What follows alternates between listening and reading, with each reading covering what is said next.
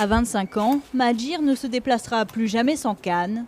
Fin janvier, alors qu'il manifestait à Abéché, une ville dans l'est tchadien, il est touché par une balle. J'ai été blessé au mollet. Je suis venu à N'Djamena. Les médecins qui m'ont opéré ont levé un éclat de balle. Je vais bien, mais je n'arrive plus à plier la jambe ni à m'appuyer dessus. Je n'aurais jamais imaginé être blessé en manifestant. À Abéché, des habitants se sont mobilisés contre l'intronisation du chef de canton de Beni Halba. Pour les Wadaïens, l'investiture d'un élu issu de la communauté arabe ne peut pas avoir lieu dans le palais du sultan. Les manifestations sont réprimées dans la violence. Des vidéos telles que celle-ci circulent sur les réseaux sociaux et montrent l'armée tirer à balles réelles. Au moins 13 personnes sont mortes selon la société civile, qui déplore également de très nombreux blessés. Les cas les plus graves ont été évacués à N'Djamena pour être soignés.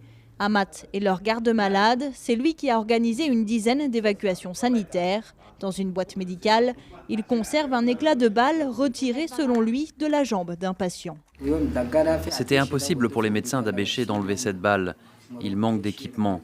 Avec l'aide du gouvernement, les blessés ont pu être soignés correctement ici à N'Djamena.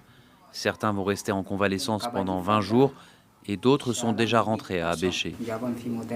Près de 2 mois après les manifestations d'Abéché, beaucoup cherchent à comprendre cette répression, comme ce défenseur des droits de l'homme. Dans un rapport conjoint avec une organisation internationale, il demande l'ouverture d'une enquête indépendante pour que les responsabilités soient établies. Nous avons des autorités qui ont donné l'ordre à l'armée, je dis bien à l'armée, avec équipée des armes de guerre, et s'est permis le droit de tirer sans discernement sur des personnes civiles, sur des personnes qui sont en train d'enterrer leurs morts.